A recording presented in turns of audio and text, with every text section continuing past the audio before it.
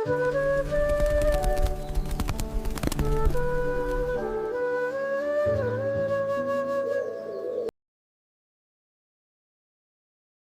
की एक अच्छी सी चाय की दुकान थी। उसकी चाय इतनी अच्छी होती थी कि आसपास के ज्यादातर लोग उसी के पास चाय पीने आया करते थे।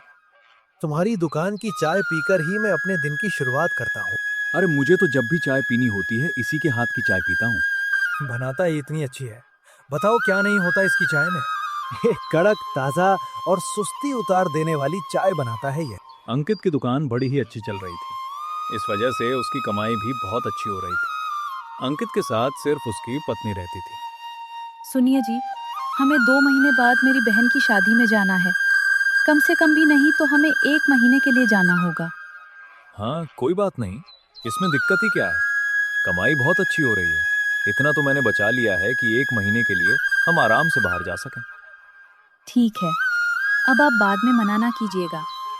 और हमें साथ ही चलना है। मेरी बहन की शादी की सारी तैयारियां जाकर हम ही लोग करेंगे। ठीक है, 2 महीने और अच्छी कमाई हो तो शादी में कुछ हम भी अच्छे से खर्च करेंगे। हाँ। दोनों पति पत्नी आपस में बड़ी खुशी से खुशहाल जीवन जी रहे थे। एक दिन अंकित अपनी दुकान में चाय बना रहा था। तभी सुरेश नाम का एक आदमी उसकी दुकान पर आया। दोस्त, मैं पास के गांव से यहाँ कुछ काम ढूंढने के लिए आया हूँ। क्या तुम मुझे आसपास कोई काम बता सकते हो? नहीं दोस्त, मुझे तो ऐसी कोई जानकारी नहीं है। आसपास किसी को जरूरत है भी या नहीं, मैं नहीं जानता। तुम किसी और से जाकर पूछ लो। ठीक है दोस्त, मेरे पास रुपए नहीं है। क्या तुम मुझे एक कप चाय पिला सकते हो? अंकित बड़ा ही अच्छे दिल का इंसान था। उसे लोगों की मदद करना बहुत अच्छा लगता था। हाँ हाँ, क्यों नहीं, अभी लो। अंकित उसे चाय देता है और चाय के साथ साथ एक बिस्किट का पैकेट भी। सुरेश चाय बिस्किट लेकर मस्ती से खाने लगता है। तुम बहुत ही अच्छे इंसान हो। तुम चाहो तो मैं तुम्हारी दुकान पर काम करने को तैयार हूं।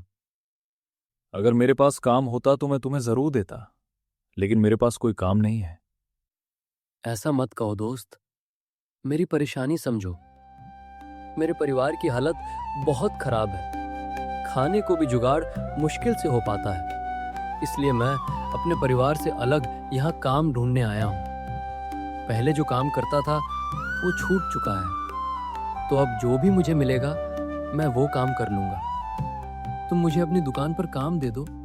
मेरी तो बस ये छोटी सी चाय की दुकान है। इसमें अगर मैं तुम्हें भी रख लूंगा तो तुम्हें देने के बाद मेरे पास कुछ खास नहीं बचेगा। कोई बात नहीं, तुम मुझे कुछ भी मत देना। तुम जब चाहो तब मुझे रुपए देना। बस मुझे दुकान में सोने की जगह और एक टाइम पर खाना दे देना। बाकी मैं अपना देख लूंगा। तुम जो भी कहोगे मैं वो कर दिया करूंगा। अंकित थोड़ी देर सोचता है। वैसे तो मुझे दुकान में किसी की भी जरूरत नहीं है, लेकिन फिलहाल इसे काम की जरूरत है। अगर मैं इसे काम दे दूं तो क्या बुराई है। एक वक्त का खाना और सोना ही तो मांग रहा है। और अगर हो सकेगा तो महीने में कुछ रुपए भी दे दिया करूंगा। अंकित उसकी बात मान जाता है और उसे काम पर रख लेता है। घर पहुंचकर यह बात वो अपनी पत्नी को बताता है। आज मैंने एक आदमी को काम पर रखा है। आज से वो हमारी दुकान देख लिया करेगा। अरे लेकिन फिर उसको भी तो रुपए देने पड़ेंगे। इतना थोड़ी ना कमाते हैं हम।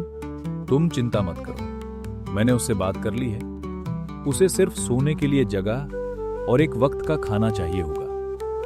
अब से तुम दोपहर में मुझे खाना दे दिया करना। वो वही खाना खा लिया करेगा और रात में दुकान में सो जाया करेगा। लेकिन ऐसा करने की जरूरत क्या है? वैसे तो कोई खास जरूरत नहीं है, लेकिन तुम्हारी बहन के यहाँ जब 1 महीने के लिए हम जाएंगे तो दुकान बंद रहेगी। उस वक्त दुकान की कोई कमाई नहीं होगी। ऐसे में अगर सुरेश होगा तो दुकान वो देख लिया करेगा और इसी तरह हमारी दुकान की कुछ न कुछ कमाई हो जाया करेगी। हाँ, फिर ठीक है। लेकिन भरोसे का तो इंसान है ना, किसी अनजान को तो नहीं रख लिए आप?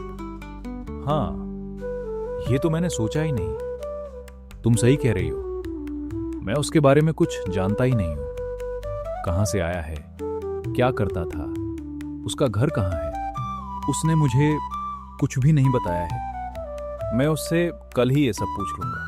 हाँ, इंसान के बारे में जानना भी तो जरूरी है। अगले दिन अंकित सुरेश से पूछता है, सुरेश, तुमने अभी तक कुछ बताया नहीं अपने बारे में। तुम कहाँ से हो, यहाँ क्यों आए हो, पहले क्या करते थे, और तुम्हारे घर में कौन कौन है?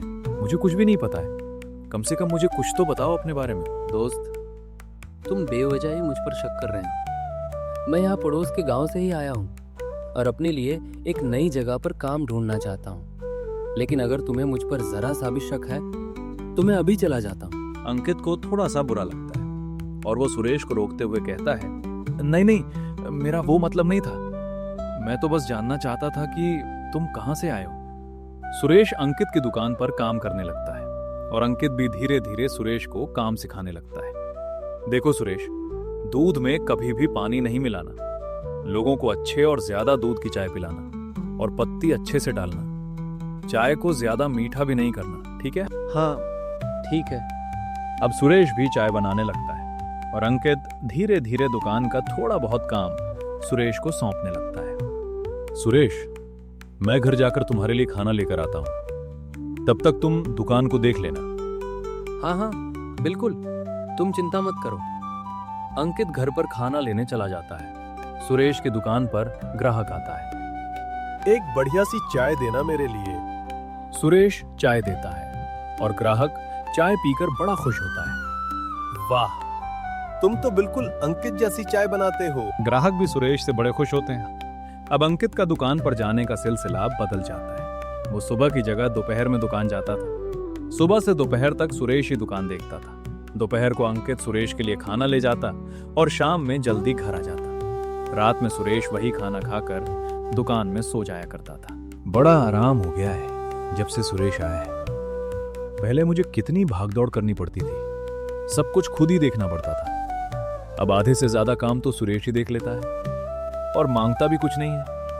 कितना अच्छा इंसान है। हाँ, अब हम सुरेश की वजह से शादी में ज्यादा दिन रुक सकेंगे। पहले हम 1 महीना ही रुकने वाले थे, अब हम 2 महीने आराम से रुक कर जाएंगे। हाँ हाँ, क्यों नहीं, तुम चिंता मत करो, सुरेश सब देख लेगा। शादी में जाने से पहले अंकित सुरेश को बताता है, सुरेश, मैं 2 महीने के लिए अपनी ससुराल जा रहा हूँ। मेरी साली की शादी है और उसकी शादी का सारा इंतजाम मुझे ही देखना है, इसलिए 2 महीने के लिए दुकान तुम चलाओगे। सभी ग्राहकों से अच्छे से पेश आना और चाय हमेशा अच्छी बनाना और किसी को भी उधार में कुछ मत देना। अंकित, तुम बिल्कुल भी चिंता मत करो, यहाँ मैं सब कुछ देख लूंगा। तुम आराम से शादी करके आओ, बस आते समय मेरे लिए मिठाई जरूर ले आना। अरे ये भी कोई कहने की बात है, जरूर लाऊंगा। अंकित अपनी पत्नी को लेकर गांव जा रहा होता है। तभी उसकी पत्नी उससे कहती है, आपको क्या लगता है, दुकान सुरेश पर छोड़कर हम सही तो कर रहे हैं ना? अरे तुम चिंता मत करो, मुझे सब पता है कि दुकान में कितना माल है और वो कितने का बिक सकता है। मैं लौट कर देख लूंगा और जितना सामान बिका होगा सुरेश से उतने रुपए ले लूंगा। तुम बिल्कुल भी चिंता मत करो। अंकित अपनी पत्नी के साथ गांव चला जाता है और उसके जाते ही सुरेश को दुकान पर अधिकार मिल जाता है। बस इसी मौके का तो इंतजार कर रहा था मैं। अब 2 महीने तक ये दुकान मेरी है, मैं इसमें कुछ भी कर सकता हूं। सुरेश तुरंत ही चाय के दाम बढ़ा देता है। जो चाय पहले 10 रुपए में देता था, अब उसके दाम बढ़ाकर 15 कर देता है। ग्राहक उसकी दुकान पर आकर चौंक जाते हैं। अरे सुरेश, ये पैसे एकदम 10 से 15 कैसे कर दिए? इतने सालों में अंकित ने तो कभी रुपए नहीं बढ़ाए। भैया, मेरी दुकान होती तो मैं आपको फ्री में दे देता, लेकिन दुकान तो अंकित की है ना, मैं उसका कहा कैसे टाल सकता हूँ। अरे लेकिन हम तो रोज चाय पीने वाले हैं, हमें तो कुछ कम करके दो सुरेश। अब मैं क्या करूं भैया, अंकित जी की समस्या ही कुछ ऐसी है। कैसी समस्या? आपको पता नहीं, अंकित जी की माँ की तबीयत काफी खराब है, इसलिए वो गांव गए हुए हैं। लेकिन इस वजह से दाम इतना क्यों बढ़ा दिया है? अरे आप ही सोचिए, अंकित भैया एक साधारण सी चाय की दुकान चलाते हैं और आप सभी के लिए अंकित भैया कितना कुछ किए हैं। वो कितने अच्छे इंसान हैं। हाँ, ये तो है। अंकित बहुत ही अच्छा इंसान है। जब भी किसी को मदद चाहिए हो तो वह जरूर ही मदद करता है। तो अब तो हम लोगों की बारी है। अब हमें अंकित भैया की मदद करनी चाहिए। अगर हम थोड़ा ज्यादा रुपए देकर कुछ दिन चाय पी लें तो अंकित भैया की मदद हो जाएगी। फिर मैं वो रुपए खुद अंकित भैया को दे आऊंगा और 2 महीने बाद चाय के दाम वापस से 10 हो जाएगा। आप चिंता ना करें, बस 2 महीने की ही बात है। अरे ये बात है, फिर तो तुम उससे 15 क्या 20 रुपए ले। अंकित के लिए तो हम कुछ भी कर सकते हैं। वो हमारी कितनी बार मदद कर चुका है। ग्राहक उसकी दुकान पर चाय पीना जारी रखते हैं। अब सब इसी तरह चलते हैं और सुरेश 10 की जगह 15 की चाय बेचने लगा था। उसकी चाय भी उतनी अच्छी नहीं रही। चाय में वो बात नहीं रही जो अंकित बनाया करता था। सुरेश, तुम्हारी चाय में मजा नहीं आता। बस कुछ दिन देख लीजिए, उसके बाद तो आपको अंकित अपने हाथ की चाय पिलाया करेंगे। आपको जरा भी शिकायत का मौका नहीं मिलेगा। मैं भी अपनी तरफ से कुछ ना कुछ जरूर करूंगा। आपके लिए पूरे दूध की चाय बनाया करूंगा। खैर, अभी आप ये नमकीन और ये बिस्किट्स खाइए। वो सभी को नमकीन और बिस्किट आधे दामों पर देने लगता है। चलो, कम से कम नाश्ता तो अच्छा हो जाया करेगा। जल्दी ही अंकित की दुकान खाली होने लगती है। अब लोग चाय के साथ साथ बिस्किट और नमकीन भी लेते हैं, जिससे सुरेश की बहुत अच्छी कमाई हो रही थी। और इन 2 महीनों में सुरेश ने काफी रुपए इकट्ठे कर लिए थे। उसे इस बात से कोई फर्क नहीं पड़ रहा था कि ग्राहक दुकान से खुश है कि नहीं। उसके मन में तो कुछ और ही था। अब 2-3 दिन में अंकित अपनी पत्नी के साथ आने वाला होगा। अब मैं चला जाता हूँ। वो आकर दुकान देखेगा तो उसके होश ही उड़ जाएंगे। अंकित के आने से पहले ही सुरेश वो दुकान बंद करके चला जाता है। अब लोग उसकी दुकान पर आते हैं और दुकान बंद देखकर लौट कर चले जाते हैं। कुछ दिनों में ही अंकित भी लौट कर आता है और देखता है कि उसकी दुकान पर तो ताला लगा हुआ था। सुरेश तो कभी भी दुकान में ताला नहीं लगाता था। वो दुकान के अंदर ही सोता था, तो ताला लगाने की क्या बात? क्या पता वो कहीं बाहर गया हो। अंकित आसपास पता करता है तो उसे पता चलता है कि सुरेश 2 दिन पहले ही दुकान बंद करके कहीं चला गया है। लेकिन वो बिना बताए कहां चला गया? अब ये तो वो बताकर नहीं गया। तुम बताओ, तुम्हारी माँ की तबीयत कैसी है? मेरी माँ की तबीयत? हाँ, सुरेश ने बताया था तुम्हारी माँ की तबीयत ठीक नहीं है और इसीलिए तुम गांव गए हो। लेकिन मैं तो अपनी ससुराल गया था। क्या? लेकिन सुरेश ने तो हमें ये नहीं बताया। और उसने तो चाय का दाम भी बढ़ाकर 15 रुपए कर दिया था कि तुम्हें रुपए की जरूरत है। लेकिन उसने आप सबसे झूठ क्यों बोला? वो छोड़ो, पहले अपनी दुकान पर जाकर तो देखो। अंकित तुरंत ही अपनी दुकान खुलवाता है। दुकान खुलने पर वो देखता है कि दुकान तो खाली पड़ी है। अरे, मेरी दुकान खाली कैसे है? इसमें इतना सारा सामान था। अब ना बिस्किट नजर आ रहे हैं, ना नमकीन नजर आ रही है। पूरी दुकान खाली कैसे है? तब ग्राहक उसे बताते हैं, अरे भाई अंकित, सुरेश रोज ही नमकीन और बिस्किट आधे दामों पर देता था। रोज लोग खूब सामान ले जाते थे और उसने चाय का भी दाम 15 रुपए कर दिया था। लोग भी बिस्किट नमकीन आधे दामों पर मिलने से बड़े खुश थे। सब बहुत सारा सामान लेकर जाते थे और रोज चाय पीते थे।